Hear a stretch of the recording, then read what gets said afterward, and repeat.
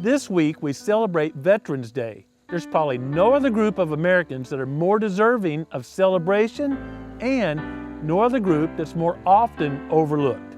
This week I encourage you to join the Growing Deer team and celebrate Veterans Day and personally thank a veteran for their service to our nation.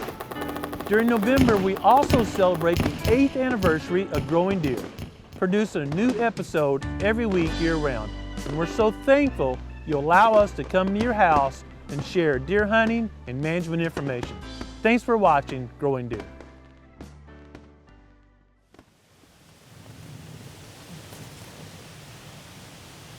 Deer's coming right to you, Ray. Here at the Proving Grounds and throughout most of the Whitetails range, the pre-rut is in full swing.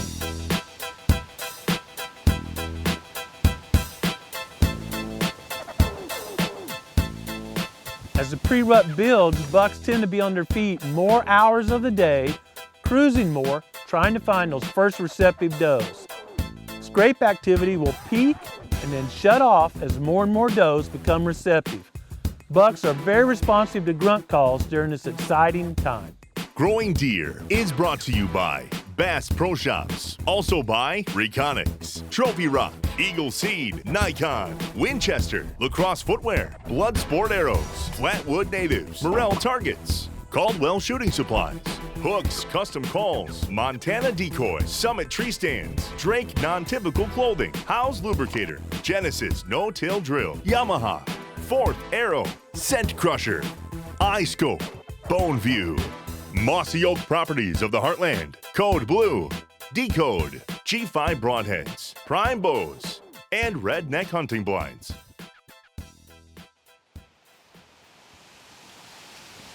A few days ago, we had really strong winds here at the Proving Grounds associated with a strong cold front, a drop in temperatures. We knew that'd be a good time to be hunting. With the strong winds, we were able to hunt some stands we normally can't hunt because the thermals override normal wind speeds. One of these locations is called Tracy's Bowl. It's at the bottom of a mountain in a bowl-shaped area, and typically with normal or low wind speeds, the wind tends to swirl in that area, and we simply can't get away without alerting some deer. But with a strong west or north wind, we can approach, hunt, and exit without alerting any deer. This stand is between a couple of bedding areas to the north and south and food plots to the east and west. It's a hub of activity, so when we can hunt that area, we usually have some good observations. Daniel and Wes took advantage of these conditions and slipped into that stand before daylight. And just as the sun was rising, they saw the first deer of that hunt.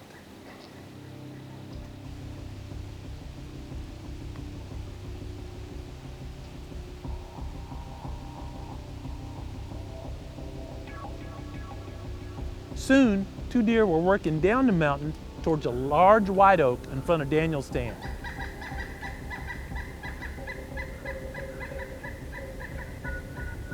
The doe milled around eating acorns and finally moved down the mountain within shot range.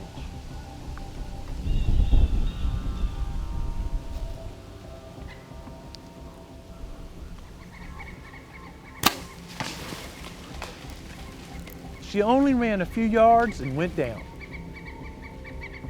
Watching Daniel's shot in real time, it looks like he was high and to the right, but when we slow it down and put a mark on the kill zone, we see Daniel's spot was dead on, and the doe simply had a huge reaction to the shot. This doe had significant movement between when Daniel released the arrow and it reached her, but the dead meat still did its job, and the doe died within sight.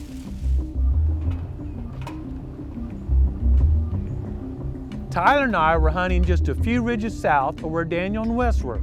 Like Daniel, I was hunting a set that was in a big patch of timber, but had some food plots and bedding areas around the edges. We saw a buck cruising this morning, early light, and I'm sure Tyler got any footage of it. And it's a great north wind coming this way, so cold air sinking down the ravine. I'm good for some does. I've got some toe tags in my pocket or a hitless buck. Super excited about this hunt.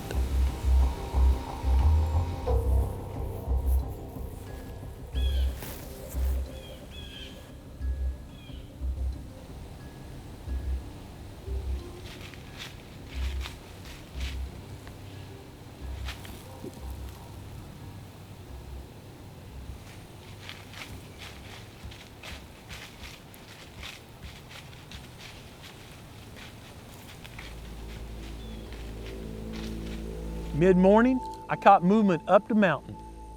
It was a coyote. Stay on him. Get your GoPros going too.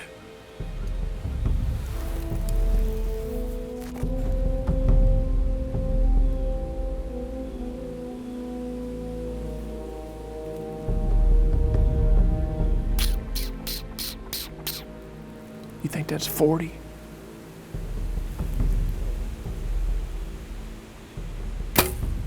Ooh, that was a good shot.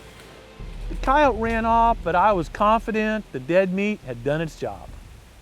Well, we had some deer that were potentially feeding our way, a couple of does, but a coyote come in about 40 yards, and I'm gonna take the coyote every time.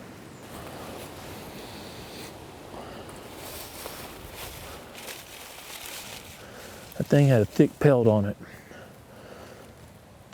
Pretty good looking blood on the fletching and on the blood ring here, maybe liver. It's been drying for quite a while now, but coated with blood. See if we can take up the trail. Coyotes are tough. Coyotes are tough. A lot of blood all the way stem to stern. Take up trail, see what we can find. All right, here he is.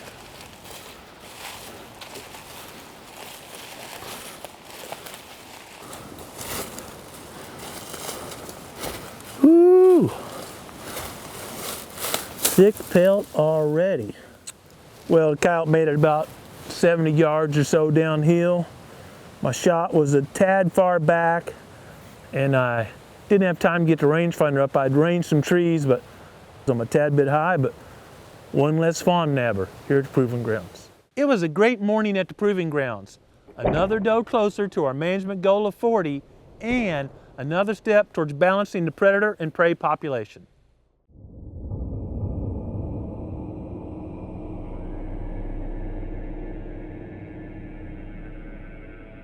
Tyler and I just leaving our morning hunt, and right off the edge of a small food plot, we saw a bunch of vultures taking off. Today, I didn't like what I found because we come upon a 2-year-old buck. From what I can tell, his shoulders look fully developed. He wasn't gaunt or underweight, so I suspect it was an injury. Maybe a distant roadkill because we're quite a ways from a road here, or a neighbor shot him and he ran downhill and died on our place. We'll never know. Deer management always boils down to making sure there's adequate quality forage for the amount of deer in the area and keeping the predator and prey species in balance. I wish this buck that looks like it had a lot of potential hadn't met an early demise, but in the scope of the whole deer herd, it's probably not significant. 2 mornings later, a north wind was again forecast, and Daniel and I headed back to Tracy's boat.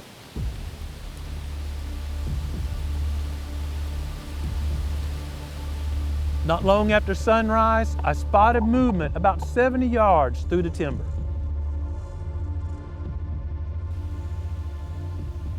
The deer was just far enough through the trees that Daniel and I struggled to keep her in view.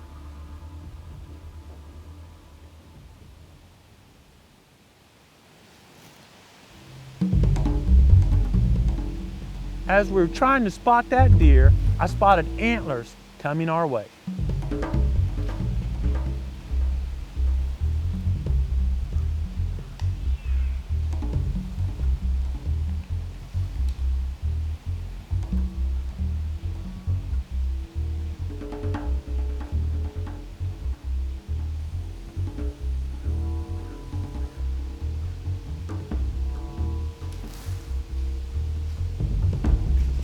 This buck was cruising toward our stands.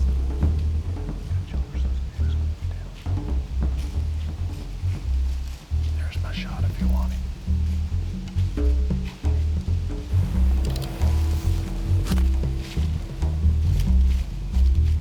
From the head-on view, his antlers look good, but Daniel and I were having trouble seeing his shoulders or general body shape, and we harvest bucks based on age here at the Proving Grounds.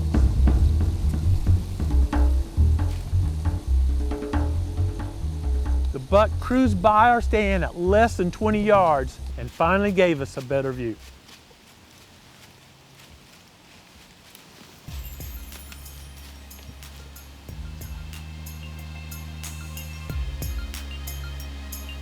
Daniel whispered it's a buck named High Riser, and we had estimated, based on Reconnex pictures earlier in the season, that he was 3 years old.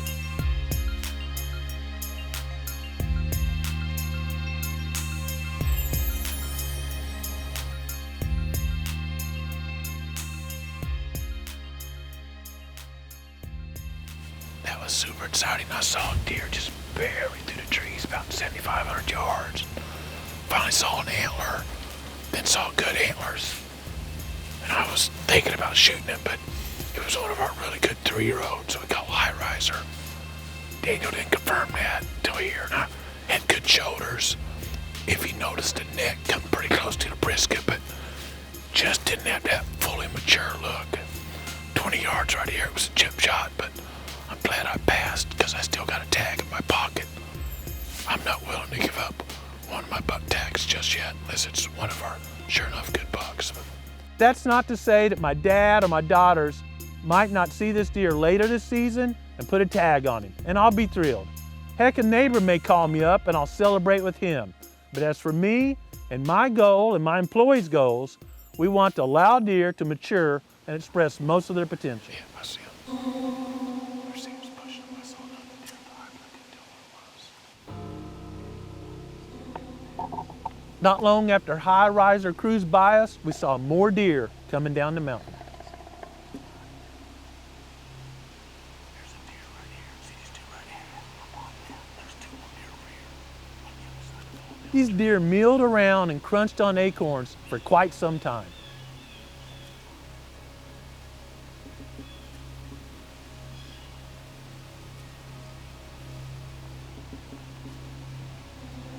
Finally, one of the mature does broke away from the group and started heading our way.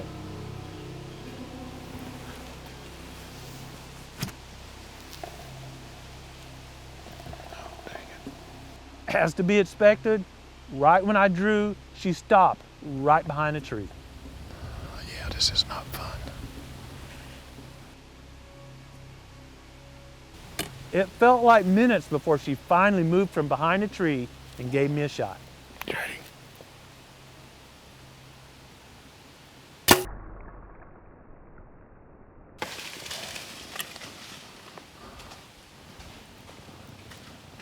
That hole looks good.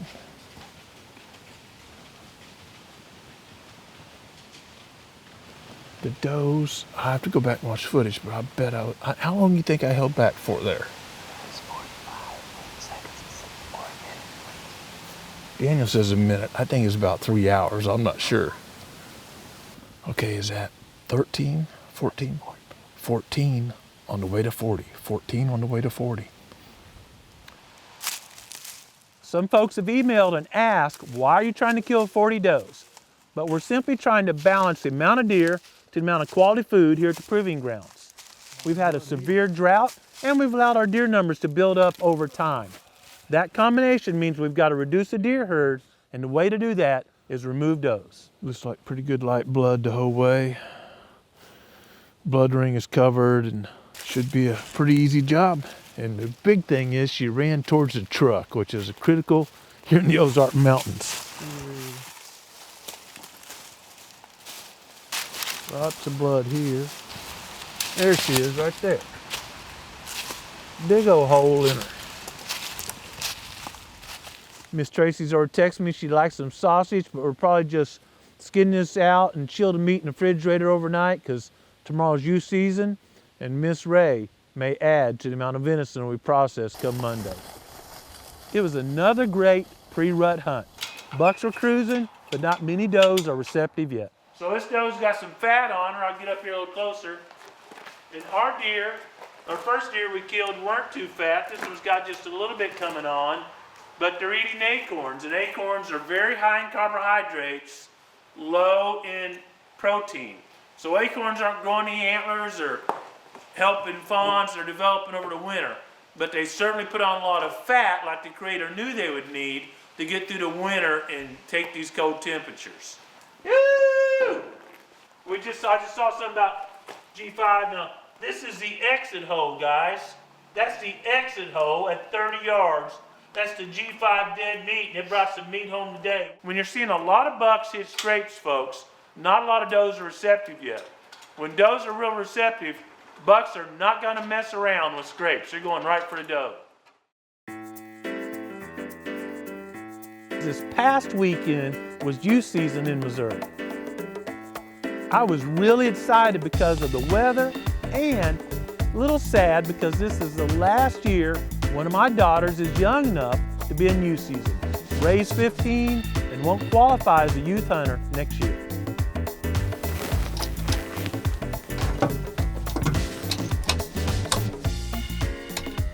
Along a rock bluff about 150 yards inside.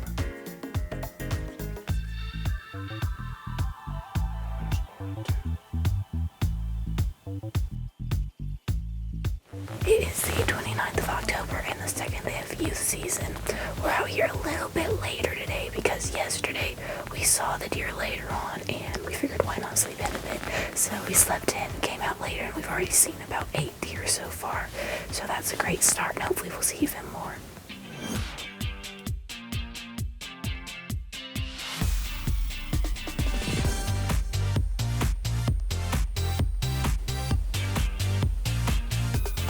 It was cold Saturday morning and we saw tons of deer.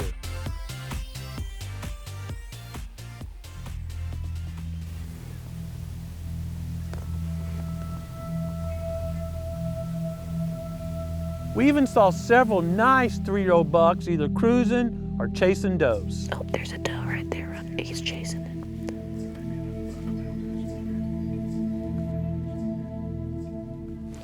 Ray had opportunities, but she gave these 3-year-olds a pass as she wants to hold out and tag a buck larger than she's tagged during past years. This goal is self-imposed by Ray, but I'm okay with it because it gives me more hours to share hunting time with her.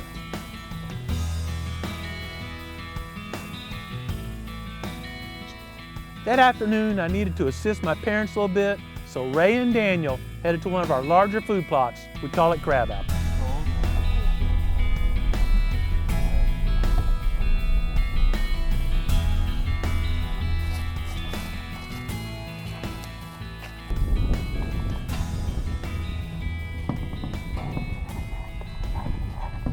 It's October 28th and the first day of youth season. I went out this morning and we saw 25 deer and a couple of good bucks, but none that I was really feeling. So we're coming out tonight and hopefully we'll see one of the hitless ones and I'll be able to make a good shot. It's been pretty cool today and we suspect that deer will be feeding tonight. Hopefully one of the bigger ones will be feeding as well. You said Trip was in this area? Trip's in this area. Southpaw. Ooh. Huck. Louie could show up. Deer we call Prince. There's a lot of good bucks in there. Solid. I'm good for any of them. Ray and Daniel got settled in and waited to see what would show. As the sun set behind the mountain, several does and fawns entered the plot.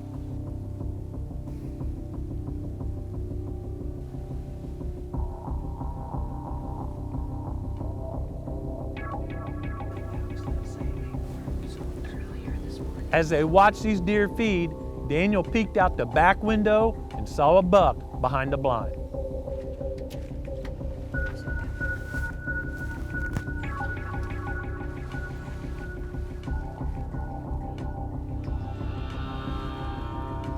He walked all the way across the field and entered the timber. And a little later, Daniel saw a tree shaking on the edge of the plot.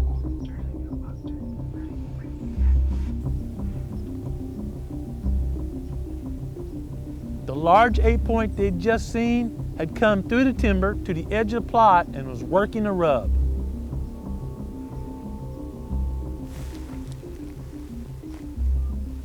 It's bigger than last year's for sure. Oh yeah. A lot of deer are bigger than last year's. That is a good deer. And I do have a shot with a bow.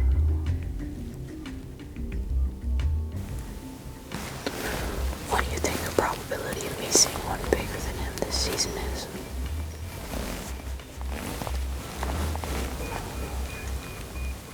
He left the rub and went to a scrape and went through the full scrape sequence. Ray and Daniel got to see the whole show.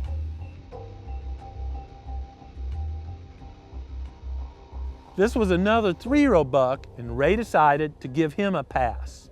That day, Ray saw 2 different bucks work 2 different scrapes. The pre-rut's the time when bucks are working scrapes the most they will throughout the year. But once more does are receptive, bucks will pretty much ignore scrapes and seek receptive does.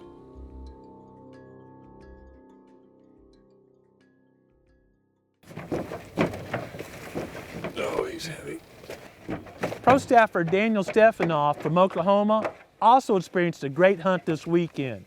But Daniel's hunt actually started months ago when he created a small hidey-ho food plot.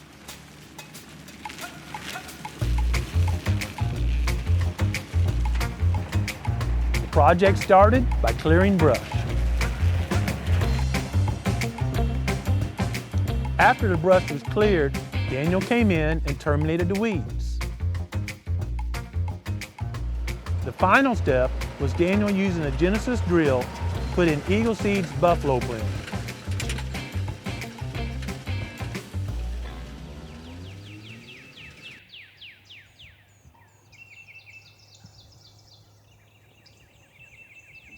As part of his hunting strategy, he cleared a trail from the north to the north end of the plot so on a south or west wind he could approach, hunt, and exit without alerting deer. With the odd combination of a strong south wind and a cold front, Daniel knew it was the ideal time to hunt this setup. Daniel's filming partner couldn't join him that day, so he did the hard work of lugging in all the camera gear and his hunting gear and got all set up. It's the afternoon of October 29th. Brandon had to go home, so I'm self-filming tonight. As I was getting set up, I already had a doe and a fawn come in. They left, maybe they'll come back through. The wind shifted back around out of the south. I walked in a path that we had cleared from the north, wind in my face, and I'm on the north side of the plot, so wind steady, blowing right at me. So Brandon checked cameras down here the other day, and we've got a 10-pointer that is just a monster. Hopefully I can get some deer in this food plot. I'd love to let a blood sport fly tonight on one of these mature bucks, but I haven't killed anything yet this year. I'm gonna take a doe at my first opportunity.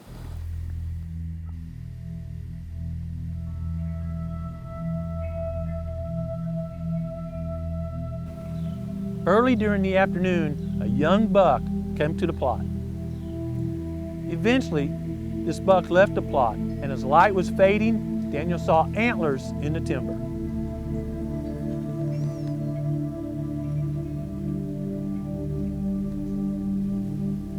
It was a buck that had just showed up on his trail cameras a few days earlier. After seeing the trail camera pictures, Daniel knew this buck met his personal management objectives, and he was on the hit list.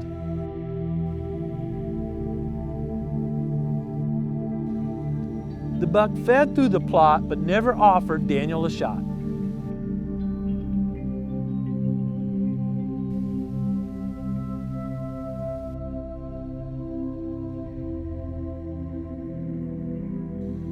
The buck turned and headed out of the plot. Daniel wisely grabbed his messenger grunt call and grunted at the buck.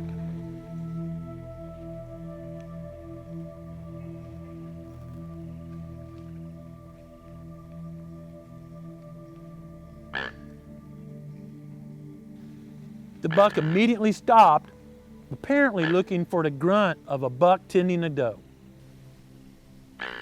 Daniel grunted again, the buck turned and came to the sound.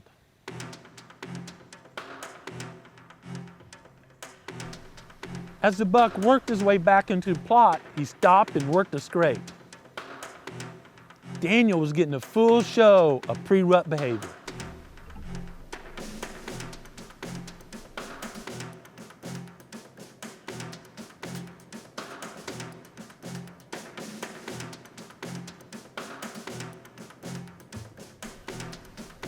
During the excitement of seeing a shooter buck in front of him, the buck walked out of frame of the camera.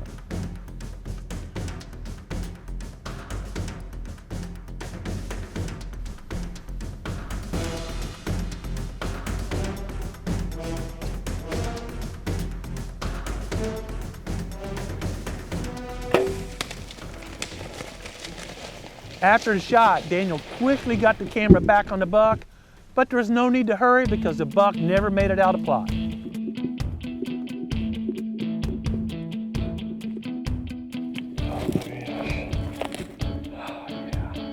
I'm super excited. This is my first archery buck. Daniel called his brother-in-law, Brandon Pittman, to come help take pictures and load the buck. Unfortunately, I didn't get the shot on film. Just having to self-film, had a whole lot going on. He was walking off. I ranged him and had to range him again. So, what a cool hunt! I was so excited about it. I mean, he was leaving the plot, and I grunted at him with the messenger, and he came back, and got to watch him work a scrape, and it was just fantastic. I mean, for your first archery buck, I just cannot imagine it being any sweeter. You can see where I hit him forward. He was walking when I shot. I hit him forward, but when the dead meat blew through that shoulder, and we're gonna have to watch it when we cape him out because it's just trying to come out the other shoulder. That thing is devastating. Look at that wound. After the celebration, they loaded it into the Yamaha and took it back to the shed. I'm extremely excited for Daniel. Daniel's a personal friend of mine and only started hunting about 4 years ago. He's obviously a quick learner and has really dove in not only to studying hunting strategies, but habitat management. And Daniel, your work has certainly paid off. Congratulations on a great hunt. Daniel put more time into scouting a location, developing a strategy, and establishing the plot and the entry path than he's going to hunt. But that's often what it takes to be successful. Thanks for watching Growing Deer. If you like timely hunting and habitat management techniques, simply subscribe to our channel. Most of us will be spending time hunting this month. Well, let's not get too busy to slow down and enjoy creation, and most importantly, take time every day to be quiet and listen what the Creator is saying to us. Thanks for watching Growing Deer.